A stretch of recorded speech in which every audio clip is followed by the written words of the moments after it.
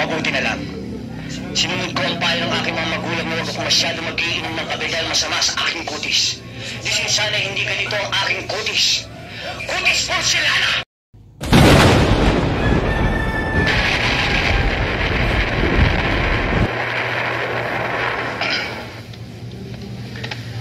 At sa katawan, pag ito ang nakita ni Don Solweta, tiyak mamamatay!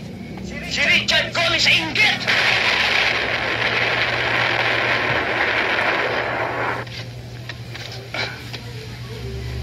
At kapag naka-profile, anong sinabi ni Gabi Concepcion? Kaya please lang, huwag kang masyado magdidikit sa babae at baka mapikot ka. Dahil sa totoo lang, ikaw ang pinakamagandang lalaki sa balat ng lupa.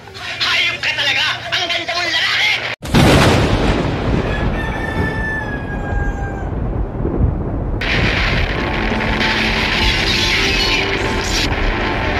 Sa mga kasalanan ko, sa mga kasinungalingan ko, nagbibiro lang naman ako eh. Kayo naman, hindi na kayo mabiro eh. Sige na.